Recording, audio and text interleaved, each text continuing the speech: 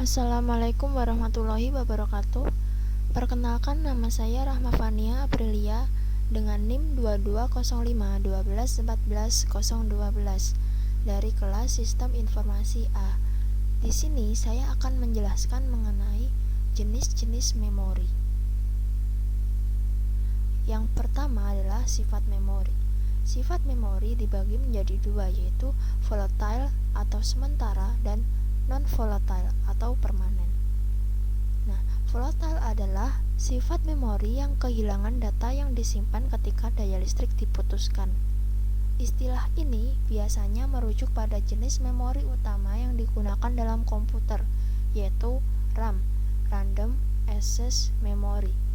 RAM digunakan untuk menyimpan data sementara yang dibutuhkan oleh CPU, yaitu Central Processing Unit, untuk melakukan tugas-tugas tertentu. Ketika komputer dimatikan atau terjadi pemadaman listrik, data yang disimpan dalam RAM akan hilang. Oleh karena itu, data yang ingin disimpan secara permanen harus disimpan dalam jenis memori non-volatile seperti hard disk atau flash drive.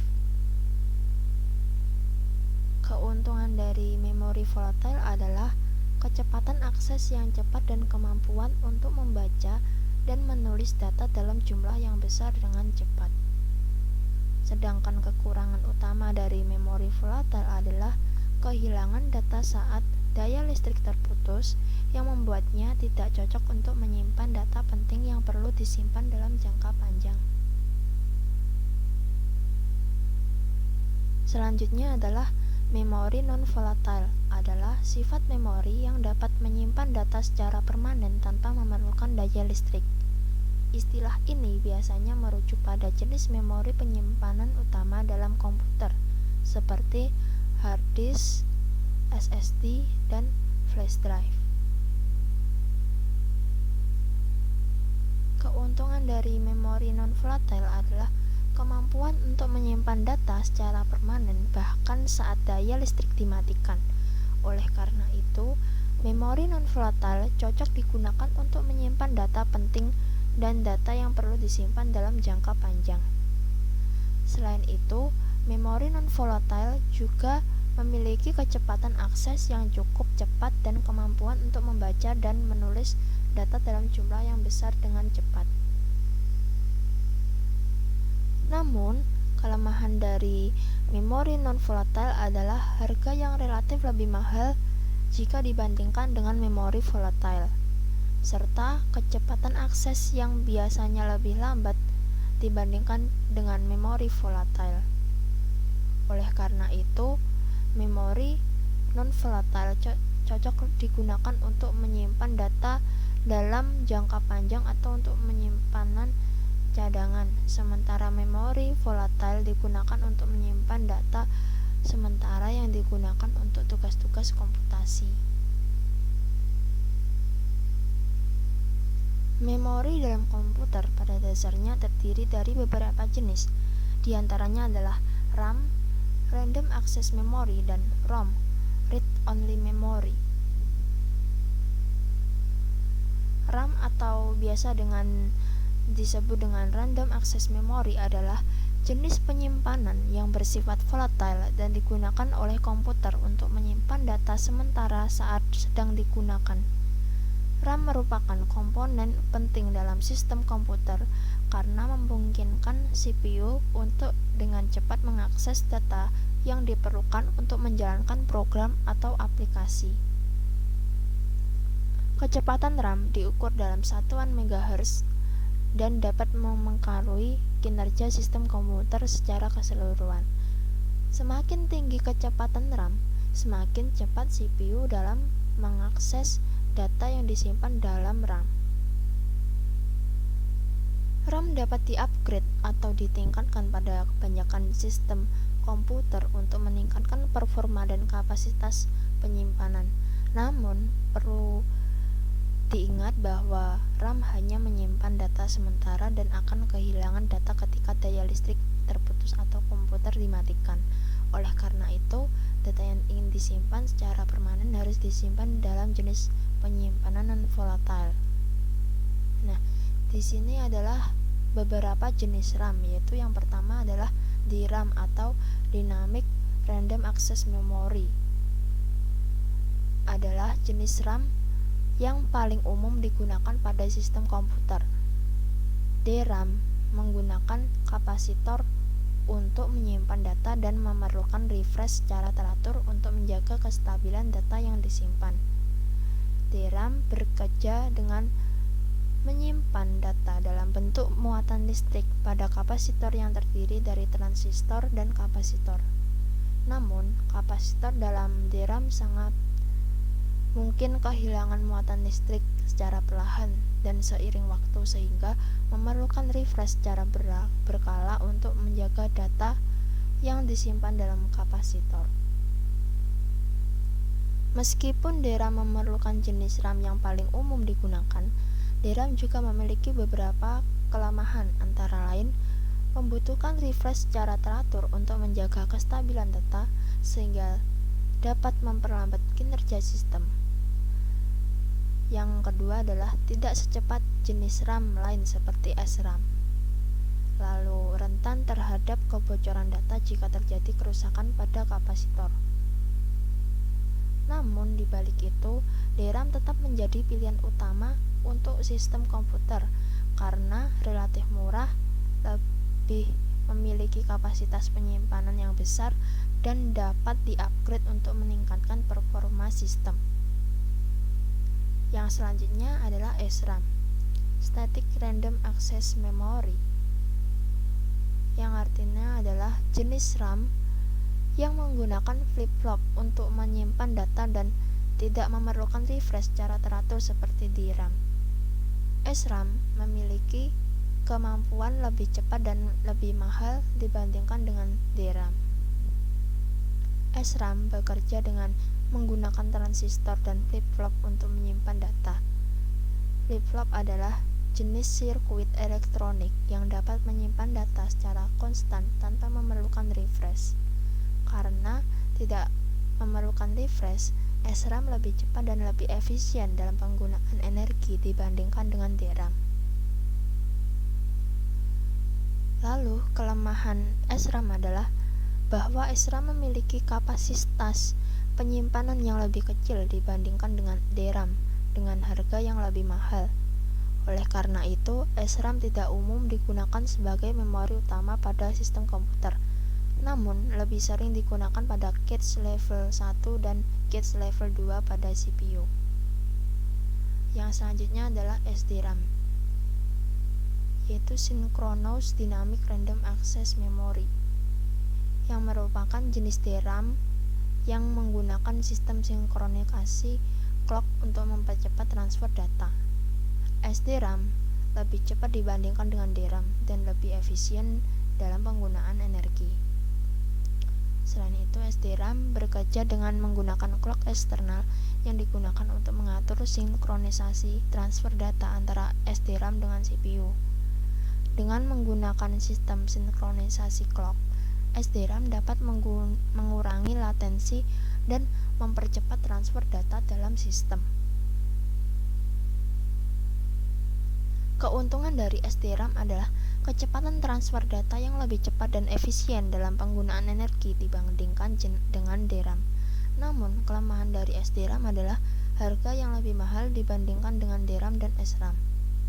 Dalam perkembangannya, SDRAM juga telah di-upgrade menjadi versi yang lebih cepat dan efisien. Nah, bentuk dari upgrade SDRAM yaitu DDR SDRAM.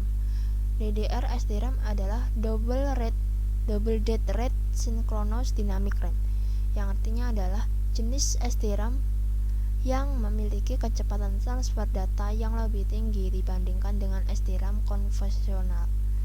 DDR SDRAM menggunakan teknologi pengiriman data ganda yang memungkinkan pengiriman data pada kedua tepi clock sehingga mempercepat transfer data. DDR SDRAM bekerja dengan menggunakan sistem sinkronisasi clock yang sama dengan SDRAM, namun dengan tambahan teknologi pengiriman data ganda. Dengan demikian, DDR SDRAM dapat mengirimkan data 2 kali lebih cepat dibandingkan dengan SDRAM. Nah, keuntungan dari DDR SDRAM adalah kecepatan transfer data yang lebih tinggi dibandingkan dengan SDRAM, sehingga mempercepat kinerja sistem. Selain itu, DDR SDRAM juga lebih efisien dalam penggunaan energi dibandingkan dengan SDRAM. Namun, kelemahan dari DDR SDRAM adalah harga yang lebih mahal jika dibandingkan dengan SDRAM konvensional.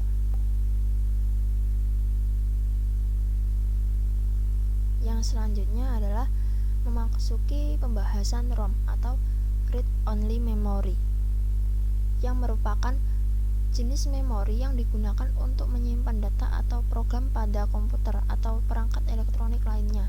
Seperti namanya, data yang tersimpan pada ROM tidak dapat diubah setelah proses pembuatan atau pengisian, sehingga data tersebut bersifat tetap atau statis. Nah, ROM digunakan untuk menyimpan program dan data yang diperlukan pada saat booting atau pengaktifan komputer dan sistem operasi. ROM juga dapat digunakan untuk menyimpan data yang memang tidak perlu diubah, seperti instruksi dasar pada BIOS atau firmware perangkat elektronik lainnya. Keuntungan dari ROM adalah data atau program yang disimpan pada ROM tidak dapat diubah atau dihapus setelah proses pengisian, sehingga data tersebut lebih aman dan stabil. Namun, kelemahan dari ROM adalah kapasitas penyimpanannya terbatas dan tidak dapat diubah, sehingga jika terdapat kesalahan pada program yang disimpan pada ROM, maka ROM harus diganti dengan yang baru. Nah, di sini adalah jenis-jenis ROM, yaitu yang pertama adalah PROM, yaitu Programmable Read Only Memory, yang merupakan jenis memori yang dapat diprogram oleh pengguna dengan menggunakan peralatan pemrograman khusus. PROM biasanya digunakan untuk mengubah program yang sudah ada pada sistem komputer atau untuk menambahkan program baru. Keuntungan dari PROM adalah kemampuannya untuk mengubah atau menambahkan program pada sistem komputer tanpa harus mengganti seluruh chip ROM. Namun, kelemahan dari PROM adalah bahwa sekali diprogram, data yang tersimpan pada PROM tidak dapat dihapus atau diubah kembali, sehingga PROM memiliki batas penggunaan yang lebih terbatas jika dibandingkan dengan jenis memori yang dapat diprogram ulang, seperti EEPROM atau EEPROM. Nah, yang selanjutnya adalah EEPROM atau Erasable Programmable Read Only Memory, yang merupakan jenis memori yang dapat diprogram ulang setelah proses pembuatan atau pengisian. Data pada EEPROM dapat dihapus dan diprogram ulang dengan menggunakan alat pemrograman khusus. Untuk menghapus data EEPROM diperlukan sinar ultraviolet pada chip EEPROM. Nah, keuntungan dari EEPROM adalah kemampuan data untuk diprogram ulang, sehingga data yang tersimpan pada EEPROM dapat diubah atau diperbarui sesuai kebutuhan tanpa harus mengganti seluruh chip EEPROM. Namun, kelemahan dari EEPROM adalah bahwa proses penghapusan data pada EEPROM menggunakan sinar ultraviolet membutuhkan waktu yang cukup lama dan memerlukan penghapusan seluruh chip EEPROM, sehingga memori tersebut tidak dapat dihapus atau diprogram ulang secara selektif. Selain itu, EEPROM juga memiliki batas jumlah penghapusan dan pemrograman ulang, sehingga memiliki masa pakai yang terbatas. Yang selanjutnya adalah EEPROM, yaitu Electrically Erasable Programmable Read Only Memory, yang merupakan jenis memori yang dapat diprogram ulang secara elektrik tanpa memerlukan sinar ultraviolet seperti pada EEPROM. Data pada EEPROM dapat dihapus dan diprogram ulang dengan menggunakan alat pemrograman khusus yang terhubung dengan sirkuit EEPROM. Keuntungan dari EEPROM sendiri adalah kemampuannya untuk diprogram ulang secara elektrik dan dapat dihapus secara selektif, sehingga data yang tersimpan pada EEPROM dapat diubah atau diperbarui sesuai kebutuhan tanpa harus mengganti seluruh chip EEPROM. Nah, di sisi lain, EEPROM mempunyai kelemahan, yaitu kapasitas penyimpanannya yang terbatas, sehingga tidak cocok untuk menyimpan data dalam jumlah besar. Selain itu, harga EEPROM cenderung lebih mahal dibandingkan dengan jenis memori lainnya, sehingga tidak banyak digunakan dalam perangkat elektronik konsumen. Namun, EEPROM banyak digunakan dalam aplikasi yang memerlukan kemampuan untuk menyimpan data dengan konsumsi daya yang rendah dan memori yang dapat diubah ulang secara selektif seperti pada microcontroller. Nah, yang selanjutnya adalah MROM, yaitu Mass Read Only Memory, yang merupakan memori yang dihasilkan melalui proses manufaktur dan tidak dapat diubah dalam proses pembuatan atau pengisian. Data pada MROM telah diprogram ke dalam sel-sel memori oleh pabrik dan tidak dapat diubah oleh pengguna akhir.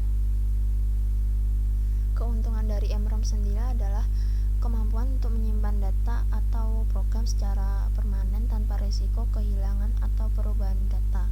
Selain itu, MROM juga memiliki konsumsi daya yang rendah dan harga yang relatif murah. Di sisi lain, kelemahan dari MROM adalah ketidakmampuannya untuk diubah atau diprogram ulang, sehingga terjadi kesalahan atau perubahan program, seluruh chip MROM harus diganti. Selain itu, kapasitas penyimpanan MROM juga terbatas, sehingga tidak cocok untuk menyimpan data dalam jumlah besar atau untuk aplikasi yang memerlukan penyimpanan data yang dapat diubah ulang secara selektif. Yang selanjutnya adalah jenis memori. Jenis memori dibagi menjadi dua, yaitu internal dan eksternal. Eksternal adalah memori atau sebuah media penyimpanan data yang terpisah dari perangkat utama.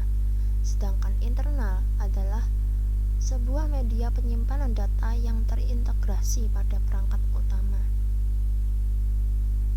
Nah, yang pertama adalah memori eksternal. Contohnya adalah hard disk eksternal.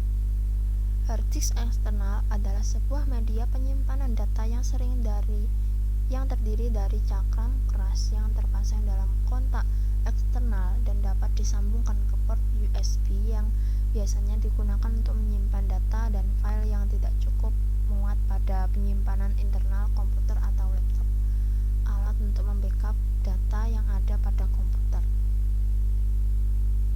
Nah, kelebihan hard disk eksternal dalam segi portabilitas yaitu sangat mudah dibawa ke mana saja dan dapat digunakan pada komputer apapun yang memiliki port USB.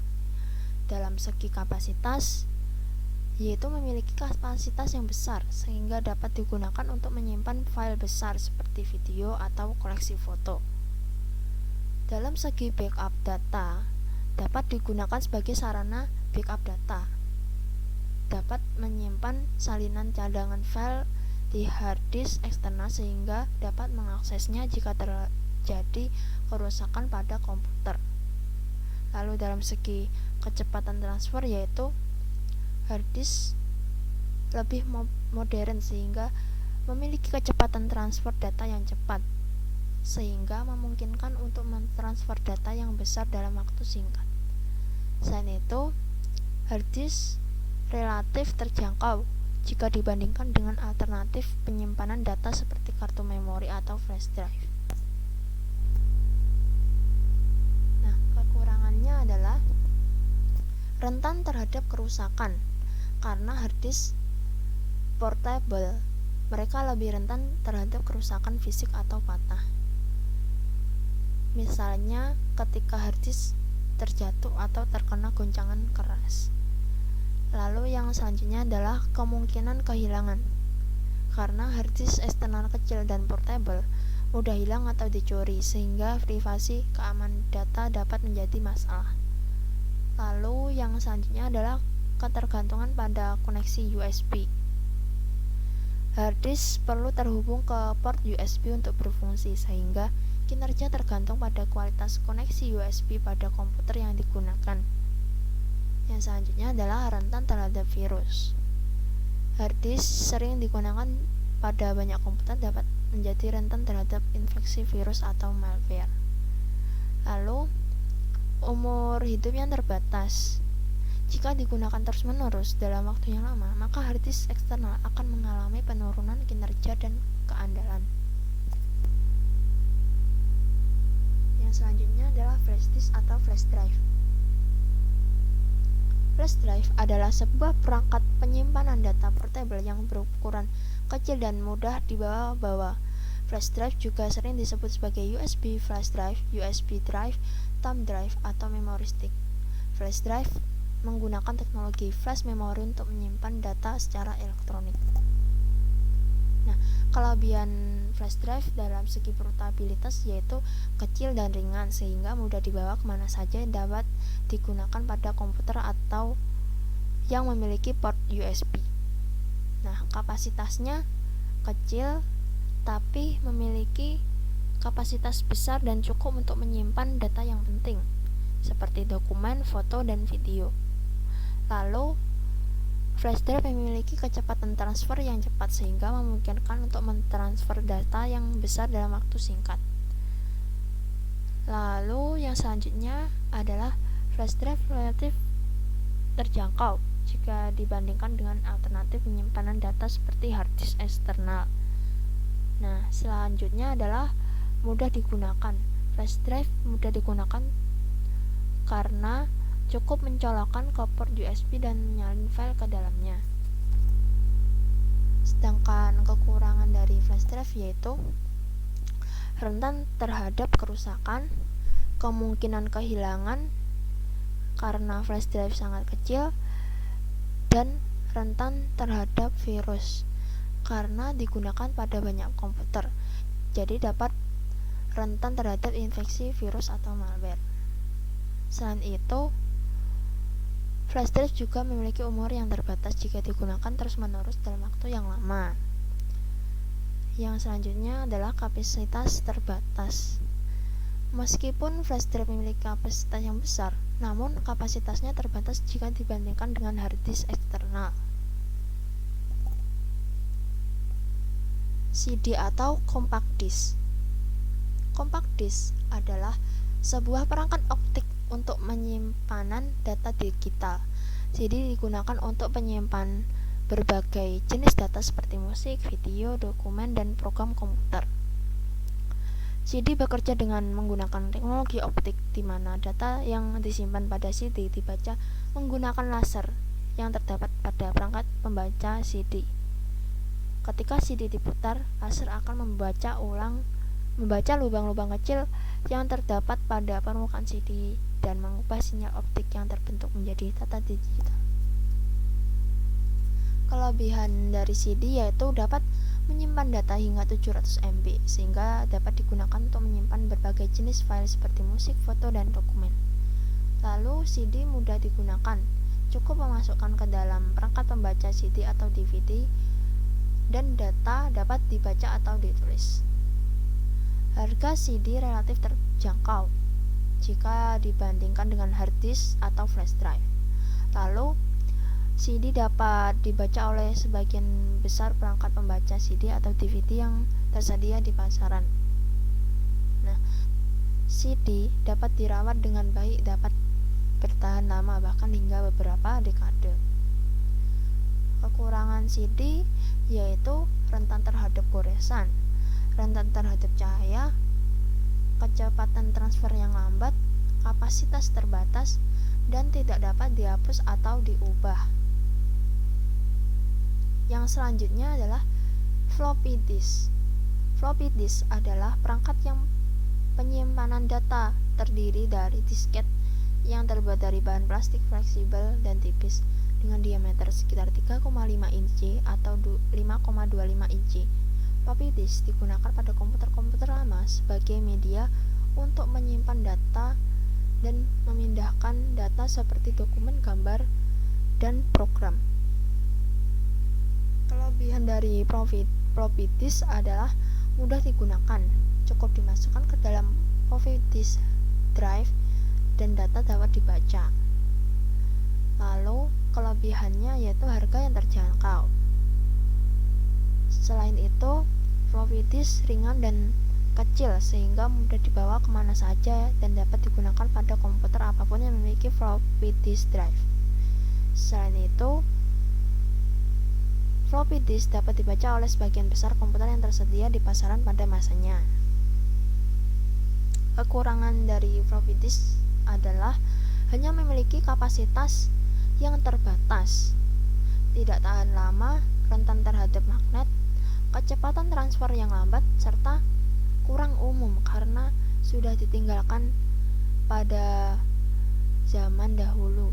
Karena komputer modern biasanya tidak lagi dilengkapi dengan floppy disk drive, sehingga sulit untuk menemukan perangkat pembaca floppy disk atau disket itu sendiri. Nah, sekarang memasuki pada memori internal. Yang pertama yaitu RAM, Random Access Memory, yang memiliki kelebihan yaitu kinerja yang cepat, memungkinkan multitasking, meningkatkan kinerja game dan aplikasi yang membutuhkan sumber daya, dan lebih mudah ditingkatkan, yaitu dengan memasang modul RAM baru tanpa harus mengganti motherboard atau komponen lainnya. Kekurangan dari RAM sendiri adalah semakin kapasitasnya semakin besar, maka biaya akan semakin tinggi. Lalu penggunaan daya yang tinggi memerlukan daya cukup besar untuk beroperasi, terutama pada kapasitas yang besar. Selain itu, tidak ada penyimpanan permanen dan terbatas oleh batas kapasitas motherboard. Yang selanjutnya adalah ROM atau Read Only Memory, yang memiliki kelebihan yaitu kestabilan. Data yang tersimpan di ROM tidak akan berubah atau hilang selama komputer beroperasi. Dari segi keamanan, data yang disimpan ROM tidak dapat diubah atau dihapus oleh pengguna atau virus, sehingga ROM dapat sangat berguna untuk melindungi data penting dari serangan malware. Selain itu, biaya rendah dan tidak memerlukan daya listrik untuk menyimpan data. Kekurangan dari ROM sendiri adalah tidak dapat ditulis ulang, kapasitasnya terbatas, biaya yang tinggi untuk membuat perubahan jika ada perubahan yang perlu dilakukan pada data, perlu membuat chip ROM baru yang dapat mengakibatkan biaya yang tinggi. Lalu yang terakhir yaitu tidak dapat dihapus. Data yang disimpan dalam ROM tidak dapat dihapus, sehingga jika terjadi kesalahan tidak dapat dihapus atau diubah. Tidak cocok untuk menyimpan data yang tidak lagi diperlukan atau data sementara. Yang selanjutnya adalah CMOS. Kelebihan dari CMOS yaitu daya yang rendah sehingga ideal untuk digunakan pada perangkat yang memerlukan biaya rendah seperti jam dan kalkulator. Biaya yang rendah, lalu konsumsi daya yang rendah. Selain itu, tahan lama. CMOS biasanya tahan lama dan dapat digunakan selama bertahun-tahun tanpa perlu diganti. Kurangannya yaitu kapasitas terbatas, kurang fleksibel, tidak dapat ditulis ulang, serta rentan terhadap kerusakan. Lalu yang selanjutnya adalah hard disk internal, yang memiliki kelebihan kapasitas penyimpanan besar, kecepatan transfer data yang tinggi, biaya relatif murah, dan mudah diganti dan diperbarui.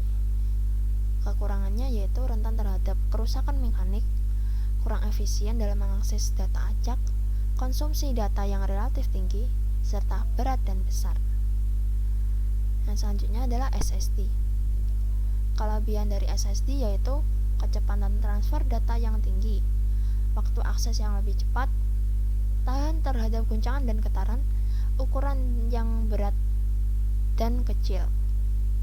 Kekurangan yaitu harga lebih mahal, kapasitas penyimpanan yang lebih terbatas, rentan terhadap keausan, dan sensitif terhadap suhu.